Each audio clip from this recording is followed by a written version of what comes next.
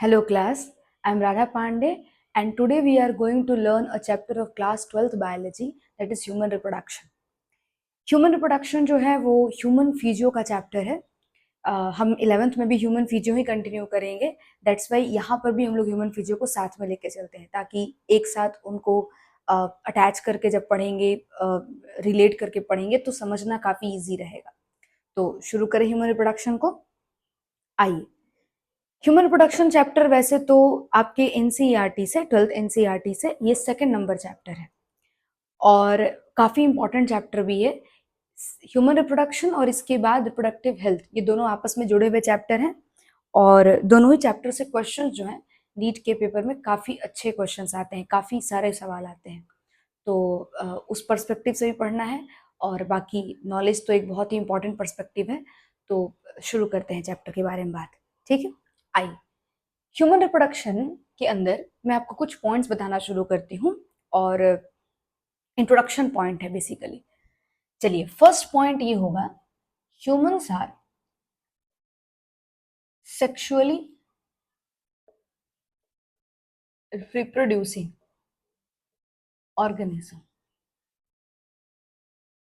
सबसे पहले तो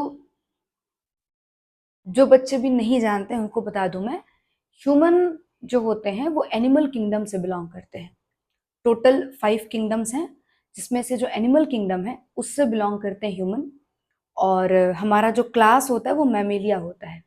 इस चैप्टर के अंदर हम और दूसरे जानवरों के बारे में डिस्कस नहीं करेंगे.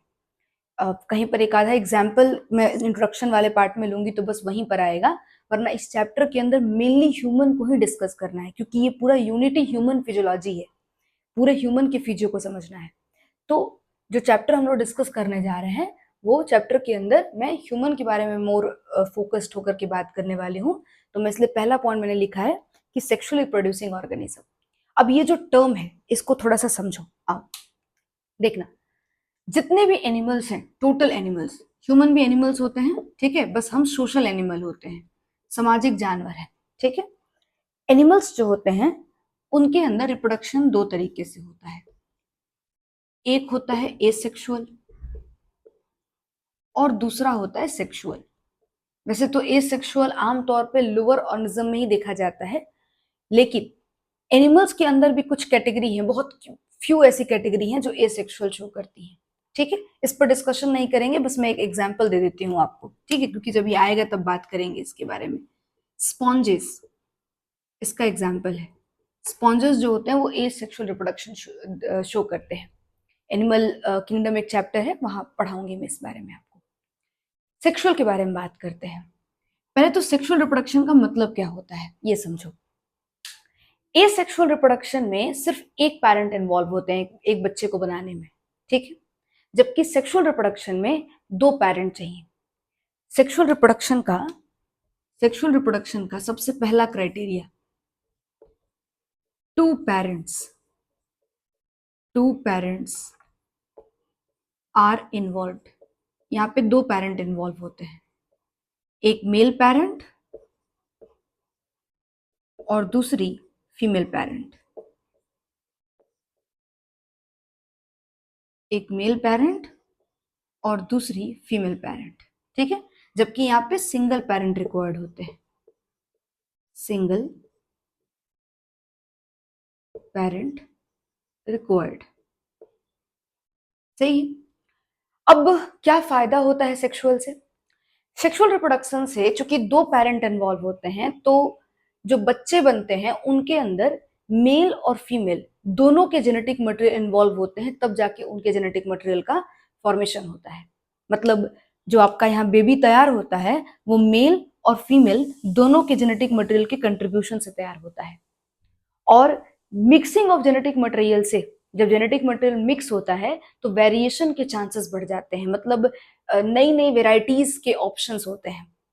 जो नई वेराइटीज आएंगी वो हो सकता है कि नेचर में ज्यादा मोर प्रिफरेबल हो, मोर सुटेबल हो, जिसके वजह से आने वाला बच्चा जो होगा वो एक नया इवोल्यूशन लेकर के आए, इवॉल्व होकर के आए, जो नई जनरेशन आएगी और मोर सुटेबल वो नेचर के अंदर रहे और उसका सर्वाइवल रेट भी ज्यादा होता है. सही है. तो सेक्सुअल रिप्रोडक्शन का फायदा ये है, जबकि एसेक्सुअल में ऐसा नहीं होता. मैं आपको थोड़ा सा इसको आसान भाषा में समझाती हूँ। जैसे कि एसेक्सुअल में क्या प्रॉब्लम है कि वहां जेनेटिक मटेरियल मिक्स नहीं हो रहा। अब जेनेटिक मटेरियल मिक्स नहीं हो रहा तो वहां पे ऑप्शंस नहीं होता है, मतलब दो जेनेटिक मटेरियल है ही नहीं, सिंगल पेरेंट है, सिंगल पेरेंट का सिंगल जेनेटिक मटेरियल है, एक ही पेरेंट है तो उनका ही जेनेटिक मटेरियल होगा। अब जो प्रॉब्लम पेरेंट में रहेगा उनके बच्चे में भी सेम प्रॉब्लम ट्रेवल हो जाएगा, जबकि जहां पर दो पेरेंट इन्वॉल्व हैं वहां पर जो जेनेटिक मटेरियल है वो दोनों का है।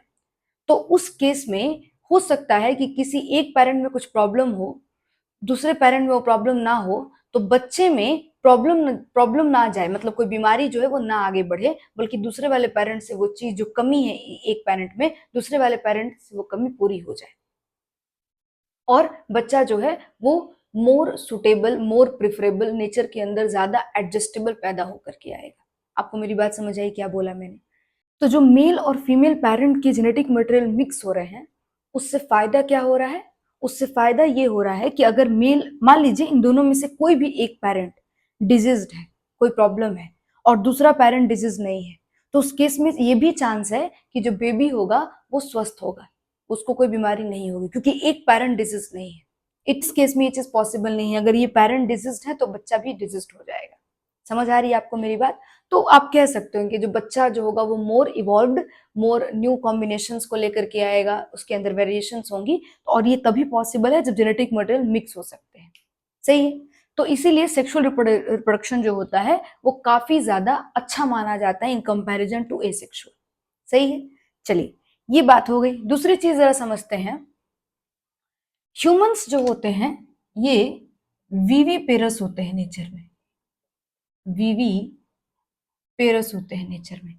क्या मतलब होता है वीवी पेरस? देखना जरा, मैं यहाँ पर इसको जरा हटाती हूँ और आपको समझाती हूँ वीवी पेरस का मतलब। सेक्सुअल रिप्रोडक्शन करने वाले जो एनिमल्स होंगे ये तीन तरह के हो सकते हैं। पहला तरीका हो सकता है ओविपेरस, ओवी पेरस। दूसरा हो सकता है ओवो विविपेरस, और तीसरा है वीवी पेरस। ठीक है? वीवी पेरस समझना जरा। अब जो ओविपेरस होता है ये एग लेइंग ऑर्गेनिज्म होता है, तो मैं यहां लिख देती हूँ सबसे पहले बात, एग लेइंग ऑर्गेनिज्म।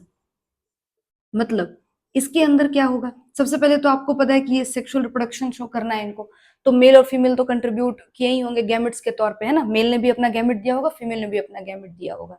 ठीक है?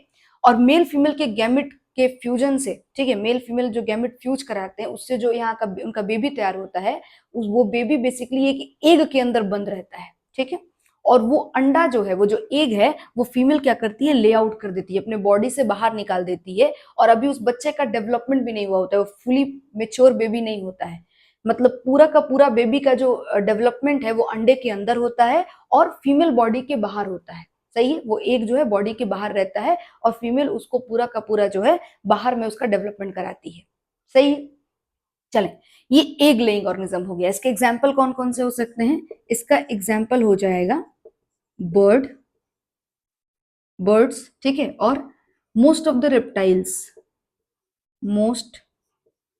रेप्टाइल्स, और कौन हो सकता है? फिशेस भी है इसके एग्जाम्पल, रेप्टाइल्स एंड फिशेस। बहुत सारे फिशेस भी आपको जो होती हैं वो क्या करती हैं, ओविपेरस ही होती हैं। ठीक है? Reptiles and fishes. ठीक है? और हो सकता है कोई एग्जाम्पल इंसेक्ट्स भी है। ठीक है? इंसेक्ट्स ये भी आपको जो होते हैं ओविपेरस ही होते हैं, मतलब ये लोग सब एक प्रोड्यूसिंग ऑर्गेनिज्म है। इसमें ये कहानी हो गई। विविपेरस में देखना जरा, ये जो होते हैं ये बच्चा जन्म देते हैं, है ना? तो मैं लिख देती हूँ सबसे पहले यहाँ पर कि give birth to young ones, give birth to young ones. क्या मतलब है इसका?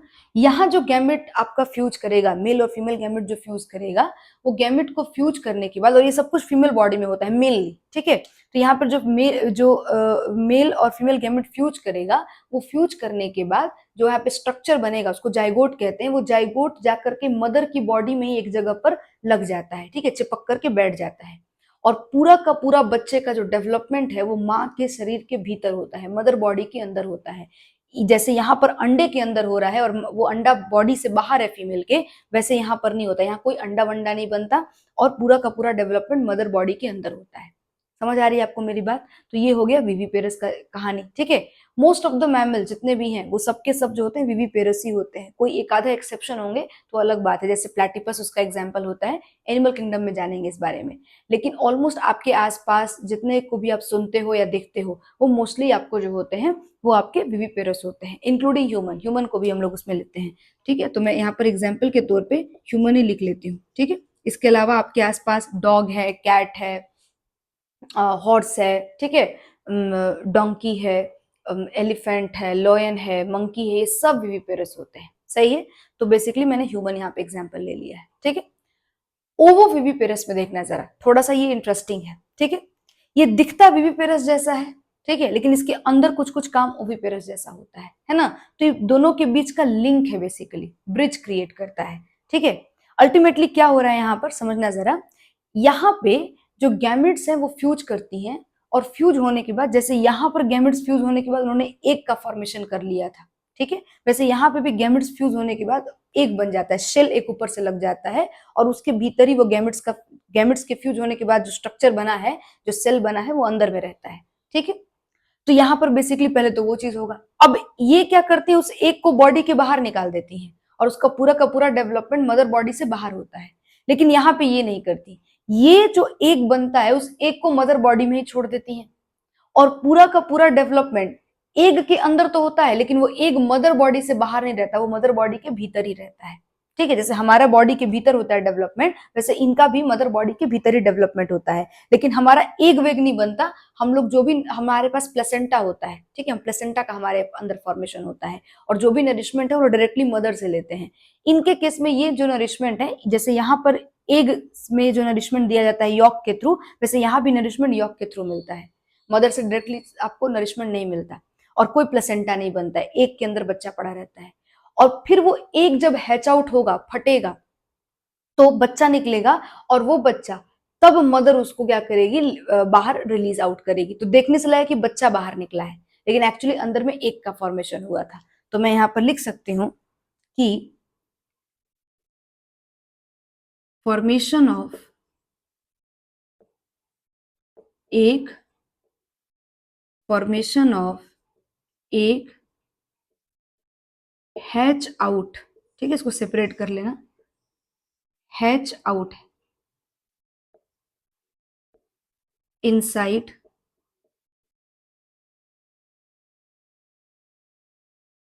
मदर्स बॉडी एंड कहाँ लिख दूं, यहाँ लिख दूं, finally give birth to young ones, give birth to young ones, ठीक है। बाहर जब आएगा तो बच्चा निकल के आएगा, ठीक है। इसके एग्जाम्पल क्या हो जाएंगे, कुछ शार्क, सारे नहीं, कुछ कुछ शार्क है ना, जिससे ग्रेट व्हाइट शार्क का नाम आपने सुना होगा, मैं यहाँ पे लिख देती हूँ some shark, some shark like great white shark जो है वो इसका एग्जाम्पल है, ठीक है। और वाइपर, रेटल स्नेक का नाम सुना है, ठीक है, वो भी आपको जो होता है वो ओवोविविपेरस होता है, ठीक है। तो ये कुछ एग्जाम्पल्स हो गए और आई थिंक अब आपको समझ में आ रहा होगा विविपेरस का मतलब क्या होता है। जो यंग वंस को प्रोड्यूस करे उसको विविपेरस कहते हैं, ठीक है। उसको समझाने के लिए इतना आपको समझाया मैंने, ठीक है। ह्यूमन विविपेरस होते हैं। चलिए तीसरे पॉइंट पर आते हैं, देखिएगा तीसरा पॉइंट क्या है, यूनिसेक्सुअल होते हैं हम लोग। यूनिसेक्सुअल क्या मतलब है, यूनिसेक्सुअल का, सिंगल बॉडी के अंदर दोनों सेक्स नहीं पाया जाएगा, सेक्स मतलब जेंडर है यहाँ पर, ठीक है, सेक्स का मतलब जेंडर होता है और यूनिसेक्सुअल का मतलब है कि सिंगल जेंडर मिलेगा, ठीक है, एक बॉडी के अंदर मेल मिलेगा और अगली बॉडी में फीमेल मिलेगा, ठीक है। बहुत सारे ऐसे ऑर्गेनिज्म होते हैं जिसमें सिंगली बॉडी के अंदर मेल फीमेल दोनों मिल जाते हैं, ठीक है, उसको बाइसेक्सुअल कह लेते हैं, ठीक है। तो यहाँ पर ह्यूमन जो होते हैं वो यूनिसेक्सुअल होते हैं। तो मैं यहाँ पर लिख सकती हूँ कि mail and female sexes are separate. सही है क्या? चलिए ये भी हो गया। नेक्स्ट पॉइंट देखिएगा जरा, ह्यूमन जो होते हैं वो सेक्सुअल डायमॉर्फिज्म को शो करते हैं। तो मैं पहले यहां लिख लेती हूँ फिर मतलब समझाती हूँ आपको। एग्जिबिट सेक्सुअल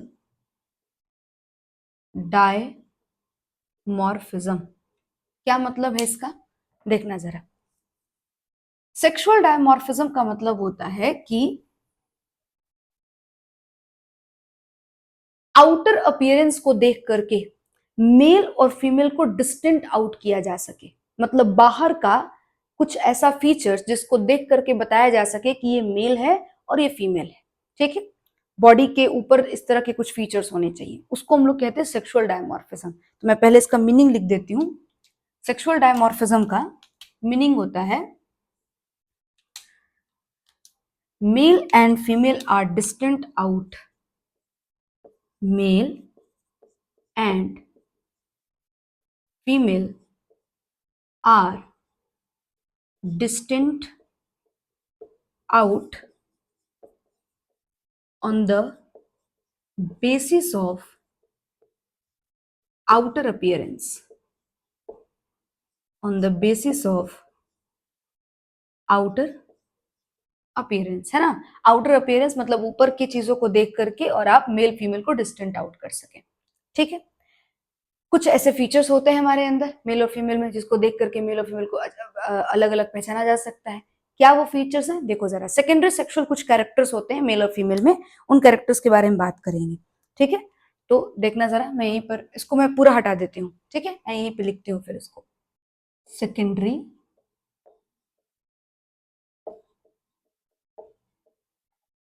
सेक्सुअल कैरेक्टर्स और फीचर्स, जो लिखना चाहो सेम चीज है।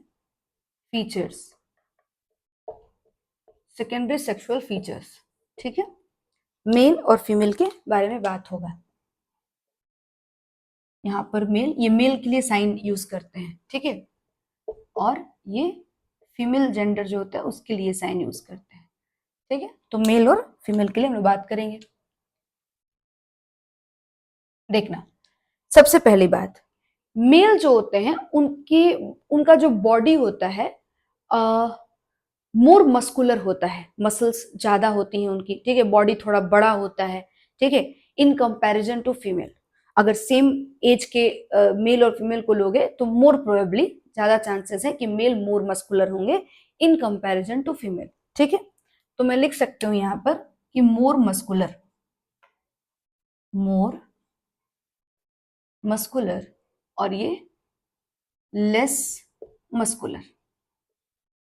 ठीक है, फीमेल लेस मस्कुलर होंगी, मसल्स कम होंगे, बॉडी छोटी होती है अगर सेम एज के हैं दोनों। तो पहला हो गया। दूसरा, मेल एग्रेसिव ज्यादा होते हैं। ठीक है, मतलब थोड़ा सा स्ट्रिक्ट है ना, और थोड़ा बोल सकते हैं कि थोड़ा एग्रेशन होता है उनके बातों में, मतलब थोड़ा बोल सकते हैं गुस्सा एक तरीके से। ठीक है, तो मेल एग्रेशन ज्यादा शो करते हैं इन कंपैरिजन टू फीमेल, उनके हॉर्मोन्स की वजह से ऐसा होता है। तो लिख सकते हैं कि मोर एग्रेसिव, मोर एग्रेसिव, और फीमेल जो होती हैं वो लेस एग्रेसिव होती हैं, लेस एग्रेसिव होती हैं। ठीक है, चलो तीसरी चीज देखना। ठीक है, ये सब आपके सेकेंडरी सेक्सुअल फीचर्स हैं जिसको देख करके थोड़ा थोड़ा बता सकते हैं कि ये मेल और ये फीमेल है। तीसरी चीज, मेल जो होते हैं उनका जो शोल्डर रीजन होता है वो बहुत ब्रॉड होता है। ठीक है, जो उनका ये चेस्ट रीजन होता है वो बहुत ब्रॉड होता है। फीमेल का चेस्ट रीजन ब्रॉड नहीं होता, फीमेल का पेल्विक रीजन ब्रॉड होता है, मतलब जो हिप रीजन है, कमर वाला पोर्शन है, वो ब्रॉड होता है। ठीक है, तो पहले मैं यहां लिख लेती हूँ कि more broad shoulder, shoulder and chest. ठीक है, और फीमेल का जो होता है, मेल का शोल्डर ब्रॉड है। ठीक है, चेस्ट ब्रॉड होता है बेसिकली, लेकिन उनके पास वेल डेवलप्ड मेमोरी ग्लैंड नहीं होता, इवन अनडेवलप्ड होता है। ठीक है, मेमोरी ग्लैंड जो है उनका अनडेवलप्ड है, तो लिख लेते हैं एक चीज और, मैंने बताया था कि ह्यूमंस जो होते हैं वो मैमेलिया क्लास से बिलोंग करते हैं, तो मेमोरी ग्लैंड होता दोनों के पास है, मेल के पास भी होता है, फीमेल के पास भी होता है। बस मेल का मेमोरी ग्लैंड डेवलप नहीं हुआ है, क्योंकि डेवलप होने के लिए जो हॉर्मोन्स चाहिए था वो उनके अंदर नहीं है, ठीक है, जिसकी वजह से वो मेमोरी ग्लैंड डेवलप नहीं है और वो बेबी का नरिशमेंट नहीं करा सकते हैं, ठीक है, उसको दूध नहीं पिला सकते हैं। जबकि फीमेल का जो मेमोरी ग्लैंड है वो उसके हॉर्मोन्स की वजह से डेवलप हो गया और वो आगे चल करके अपने बेबी का नरिशमेंट करा सकती है, ठीक है। तो मैं यहाँ पर लिख लेती हूँ कि broad shoulder and chest as well as undeveloped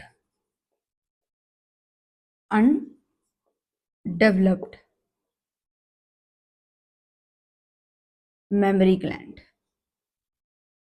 ठीक है।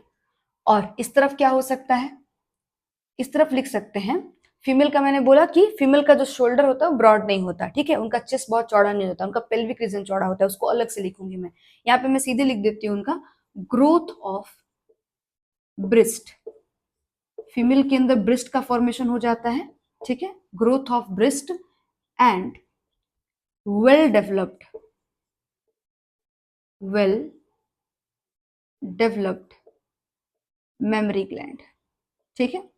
आई थिंक एक जो कंफ्यूजन तो नहीं होगा, लेकिन फिर भी अगर इस तरह का कभी डाउट है कि मेल के पास मेमोरी ग्लैंड नहीं होता, तो ऐसा नहीं सोचना है, मैमेलिया क्लास है तो सब मेल फीमेल सारे उसमें ही आते हैं, तो मेल के पास भी मेमोरी ग्लैंड होता है, फीमेल के पास भी होता है, बस मेल का डेवलप नहीं होता, फीमेल का डेवलप्ड होता है, ठीक है, और हार्मोन की वजह से ऐसा होता है।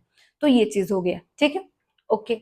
उसके बाद चौथी चीज जो मैंने अभी बोली, मेल का जो कमर होता है वो पतला होता है, तो नैरो हिप रीजन है उनका, तो लिख सकते हैं नैरो हिप रीजन, और उसके पीछे वजह है उनको बेबी नहीं रखना है, आगे चल के उनको प्रेग्नेंट नहीं होना ना, तो उनको बेबी एकोमोडेट नहीं करना है, ठीक है, तो नैरो हिप। जबकि फीमेल का जो हिप रीजन होता है वो ब्रॉड होता है, तो क्या लिख सकते हैं कि broad hip due to wider due to wider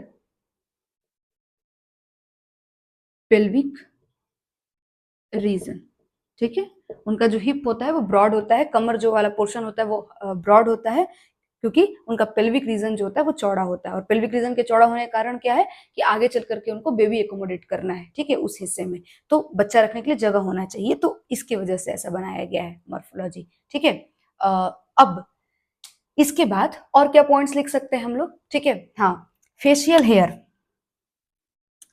having facial hair, male के चेहरे पर बाल होता है, facial hair like beard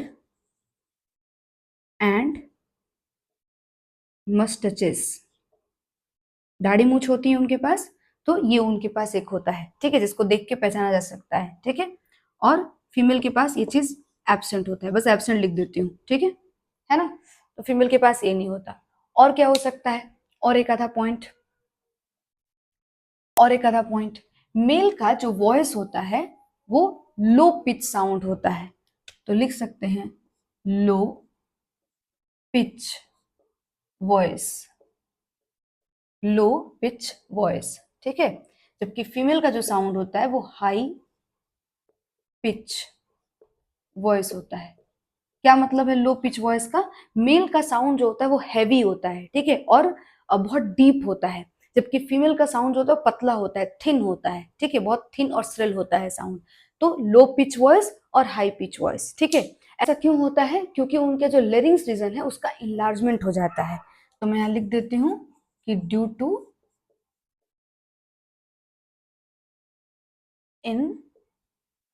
enlargement of larynx, ठीक है, larynx। और इसी वजह से मेल का जो एडम्स एप्पल होता है वो बाहर की तरफ निकला हुआ होता है, तो मेल का यहाँ पर थोड़ा सा बाहर की तरफ निकला हुआ स्ट्रक्चर दिखता है, जबकि फीमेल में ये चीज नहीं दिखता, ठीक है, क्योंकि उनका लेरिंग्स बड़ा हो जाता है, तो due to enlargement of larynx vocal cord भी उनका जो होता है वो थोड़ा थिक हो जाता है, इसलिए उनका पिच जो होता है वो लो हो जाता है ना, और फीमेल का पिच जो होता है वो हाई होता है। तो ये कुछ फीचर्स हो गए, ठीक है। आई थिंक अब कुछ छूट नहीं रहा, हमने सब कुछ ऑलमोस्ट नोट कर लिया है, ठीक है। तो ये कुछ फीचर्स हो गए जिसके बेसिस पे आप कह सकते हो कि आप मेल और फीमेल्स को पहचान सकते हैं, ठीक है। सेक्सुअल डायमॉर्फिज्म हो गया ये, ठीक है। ये कुछ वो सेक्सुअल कैरेक्टर्स हो गए, फीचर्स हो गए, इससे मेल फीमेल को डिस्टिंक्ट आउट किया जा सकता है, ठीक है। तो इतने तक के टॉपिक को आप क्लियर कर लीजिएगा, आज यहीं तक पढ़ेंगे, है ना। और नेक्स्ट वीडियो में मिलते हैं तो आगे के टॉपिक को डील करते हैं। Thank you.